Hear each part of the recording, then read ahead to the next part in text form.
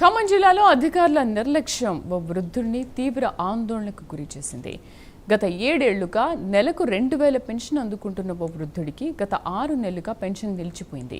అయితే కారణం తెలుసుకునేందుకు అలవాల వెంకటేశ్వర్లు అధికారులను ఆశ్రయించగా మీరు చనిపోయారు, అందుకే పెన్షన్ నిలిపేశాం అని సమాధానం రావడంతో ఒక్కసారిగా వాక్కయ్యారు.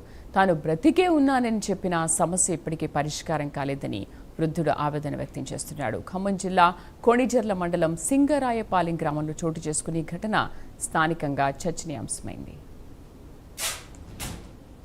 నాకు పింఛన్ రావట్లేదు. ఈ నాలుగు ఆఫీస్కి పోయినా లెక్క చేయలేదు మమ్మల్ని. 3 సార్లు కూడా ఒక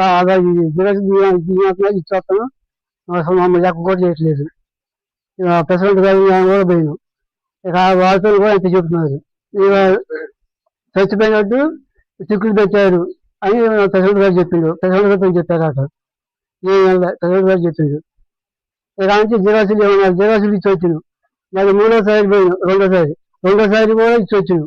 3వసారి కూడా పోయి ఇచ్చొస్తే 3వసారి ఏమన్నారు, ఈ కళ్ళు పడాలా ఏళ్ళు పడాలా మళ్ళీ తీసుకొని బ్యాంకులు ఇవ్వండి ఒకే అన్నారు. ఇప్పుడు రావట్లేదు. ఇదే నెల రాక వస్తూనే ఉండే.